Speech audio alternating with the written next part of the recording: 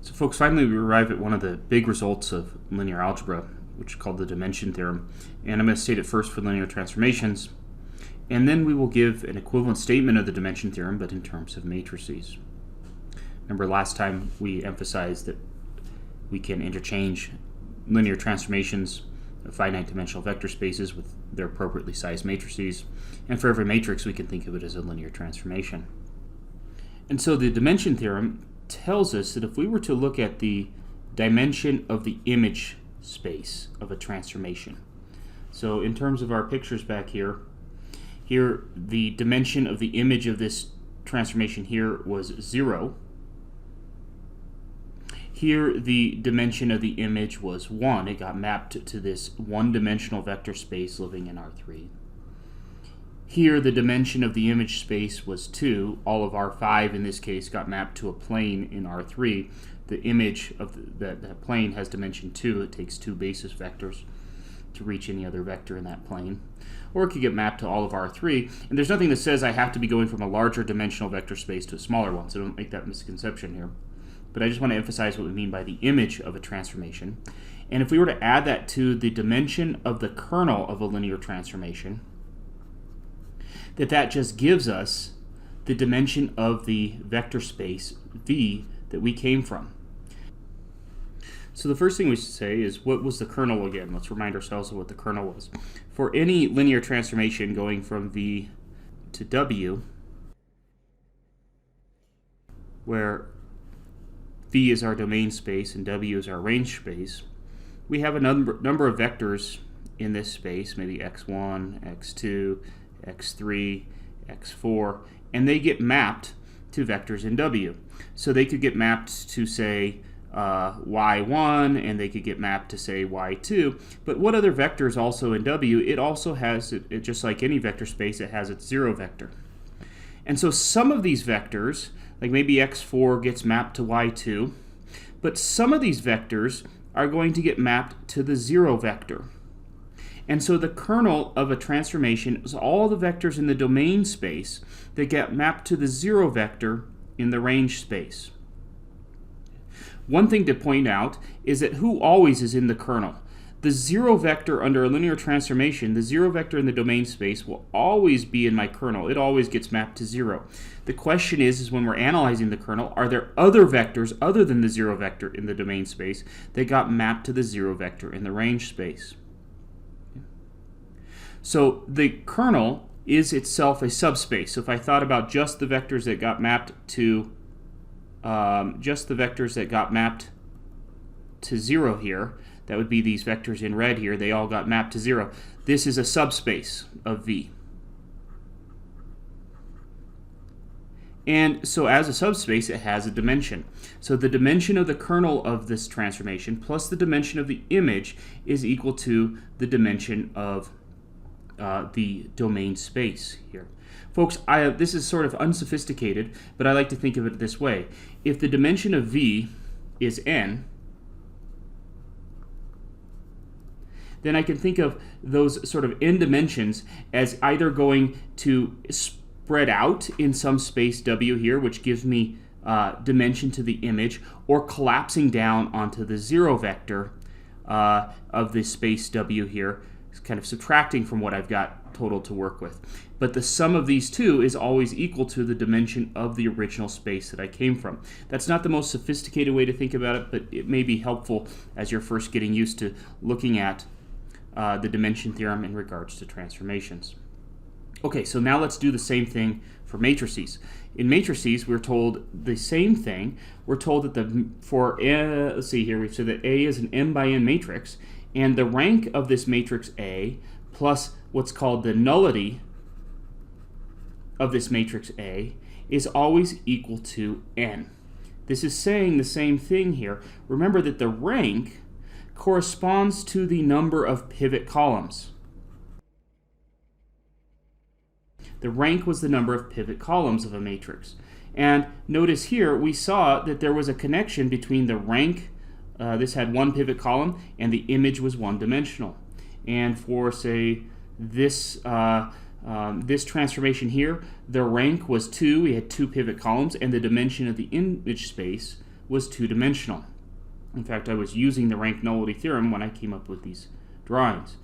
And the nullity of A can be thought of as the dimension of the set of vectors x such that AX gets mapped to 0. And so that dimension then is the nullity of A.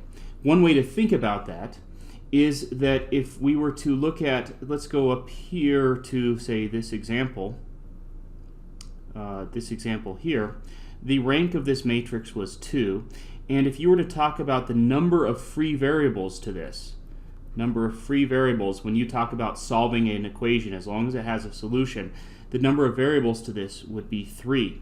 There are 3 free variables to this, and that corresponds to that dimension of the nullity. So we're kind of there's kind of a circular argument happening here, but hopefully that gives you a little bit of insight what we mean by the nullity. So the above is called the rank nullity theorem. And another way to say it is to say that the dimension of the column space of A plus the dimension of the null space of A is always equal to n. And if you just take it sort of at face value, that when I'm talking about the nullity, I'm talking about the number of free variables that we have here. Of course, the number of free variables plus the number of pivot columns corresponds to the total number of columns in the matrix. So if this is an m by n matrix, and I've got 2 pivots and 3 free variables, it makes sense that adds up to 5, which is our n in this case. Okay, so what I'd like to do now is, well, first of all, I guess we should say that these two theorems are saying the same thing, and hopefully you kind of see that, but one is from the perspective of linear transformations, and one is from the perspective of matrices. Okay. So let's go ahead and now return to the transformations that we just looked at and explore them all in terms of the rank nullity theorem. Okay. So this one, we're going to run out of room on this one, but here was our first example in number 8. I'm going to carve out a little space here. We would say that the rank of this matrix A was equal to 3, and the nullity of this matrix A here was equal to 2, and that corresponds to the number of free variables I would have when solving a system of equations. And sure enough, we see 3 plus 2 then is equal to 5, which is this dimension. So one way to think about this is in terms of playing with dimension. I've got a total of 5 dimensions in a sense to play with, and it's sort of like 2 of those dimensions get lost under this transformation collapsing down onto the 0 vector. They become, in a way, unrecoverable because of that transformation. The other 3 values that I have in the dimension are left to allow me to span all of the solution space here. So I really want you to think about this in terms of this picture here. So in this case, folks, the rank of the matrix A here is equal to 2, and the nullity of our matrix A here is equal to 3. Again, that corresponds to the number of 3 variables. And of course, the rank nullity theorem is just a reminder that those add up to 5, which was the total number of columns for this matrix. So you can think of this as a free variable column, a free variable column, a free variable column, and we have these 2 pivot columns, and their sum is 5. But here's how I want you to think about it in terms of the linear transformation. As far as R5 is concerned, we sort of had, in a sense, 5 dimensions to play with. They're getting mapped into R3. In this case, 3 of those 5 dimensions get collapsed down, in a sense, onto the 0 vector in R3. So there's our 0 vector sitting right there in R3. And 3 of the dimensions get collapsed down into that, leaving me only 2 dimensions to then span the image space here.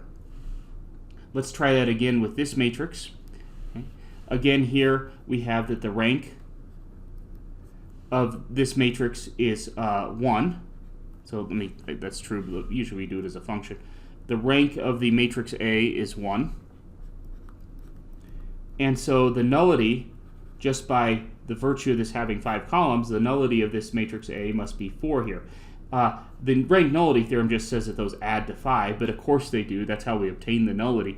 But here's how I want you to think about it in terms of these transformations. So I think it's the linear transformation view that provides the most information.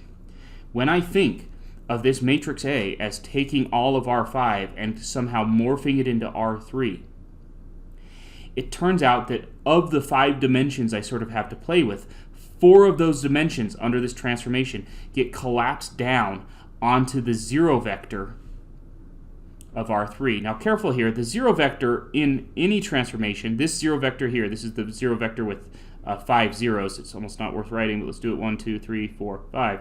This 0 vector here always gets mapped to this 0 vector here. But the thing is, there's a lot of other vectors, in a sense, a majority of the other vectors under this transformation also get mapped to the 0 vector here. That's because the dimension of the kernel is 4. So 4 of these dimensions in my R5 are getting mapped to the 0 vector in R3 here, leaving me with only 1 dimension, in a sense, to allow me to span the rest of the space, which is why our image is a one-dimensional object.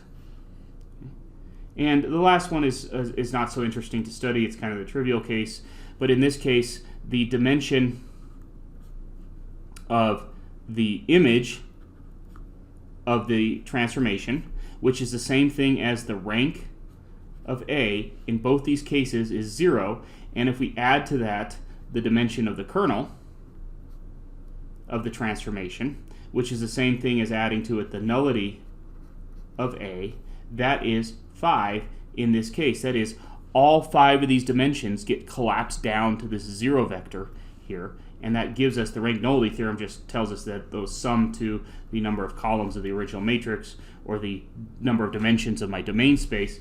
But the interesting thing is how we're thinking about what that's saying about our morphing of space. Here, the kernel of this transformation is all the vectors in R5, because all the vectors in R5 get mapped to this 0 vector here. Okay, folks, that was a tedious video. I hope that was helpful.